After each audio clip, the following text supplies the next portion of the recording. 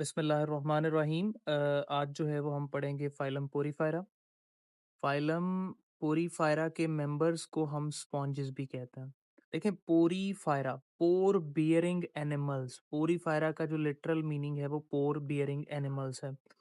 अच्छा, पोरीफायरा के जो मेंबर्स हैं वो एसिमेट्रिकल्स हैं, यानी इनकी कोई सिमेट्री नहीं है, यानी या ना ये रेडियल सिमेट्री कंटेन करते हैं और ना ये बायलेटरल सिमेट्री को कंटेन करते हैं।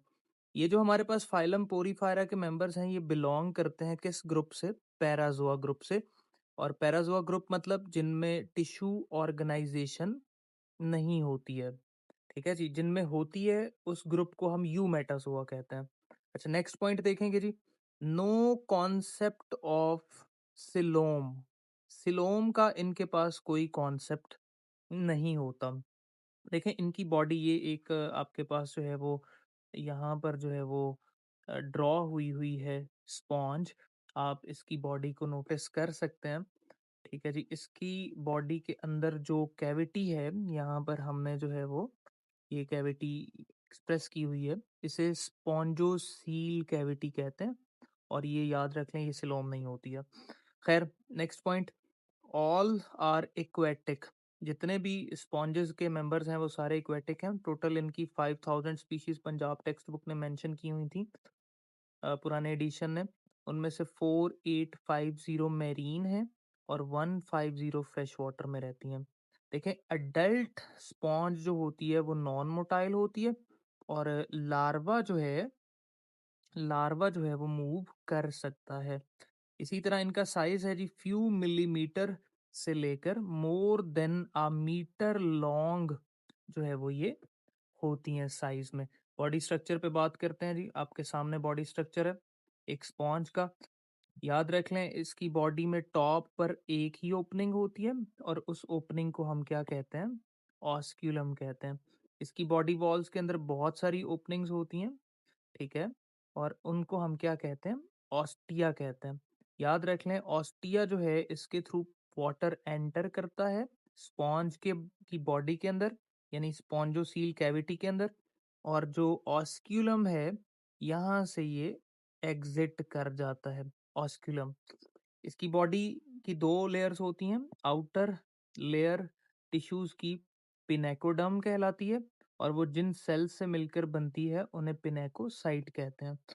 इनर लेयर जो है वो क्वेनोडर्म से मिलके बनती है और क्वेनोडर्म कहलाती है और वो जिन सेल से मिलके बनती है उन्हें क्वेनोसाइट कहते हैं।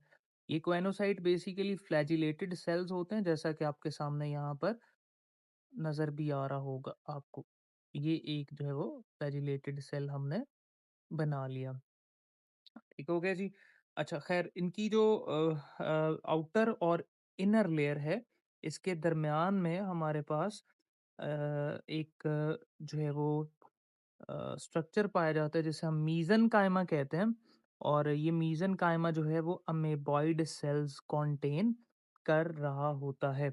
यहाँ इसकी बॉडी वॉल्स के अंदर जो है वो कुछ नीडल लाइक स्ट्रक्चर्स पाए जाते हैं जिन्हें हम स्पाइक्यूल्स कहते हैं। ये स्पाइक्यूल्स कैलकेरियस होते हैं, यानी ये कैल्शियम कार्बोनेट से बने होते हैं, या ये सिलीशियस होते हैं, यानी ये सिलिका से बने होते हैं। पॉइंट समझ आ गया जी? तो ये हमारे पास जो है वो इसका पहला पेज। अब हम थोड़े से फीचर्स और देख लेते हैं जो हमारी बुक ने दिए हुए हैं।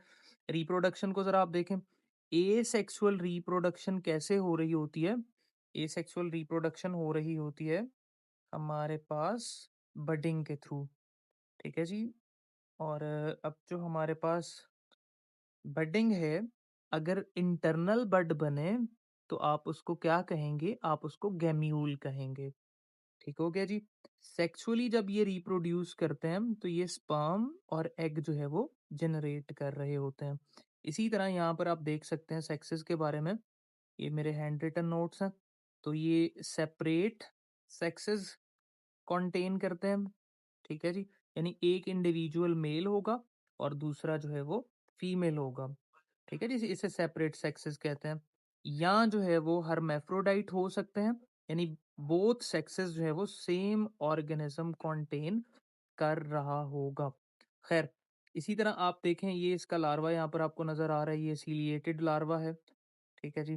और ये सीलिएटेड लार्वा है और ये मूव कर सकता है। तो इनका लार्वा जो है वो मूव कर सकता है। उसके बाद आप इसकी एग्ज़ाम्पल को देखें, स्पॉन्जिला और साइकन जो है वो इसकी एग्ज़ाम्पल्स हैं।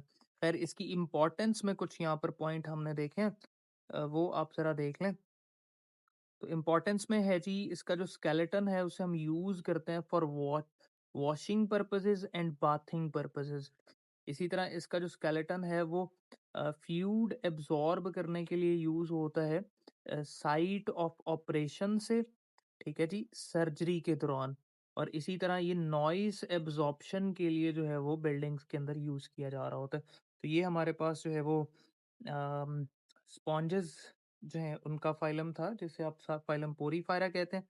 लास्ट पे आप इनका बहुत इंपॉर्टेंट फीचर देख लें और वो है रीजनरेशन। अगर बॉडी पार्ट पार्ट लॉस्ट हो जाए, जैसा आप यहाँ पे देख भी सकते हैं एक 3D पिक्चर के अंदर, तो स्पॉन्ज ने उसको रीजनरेट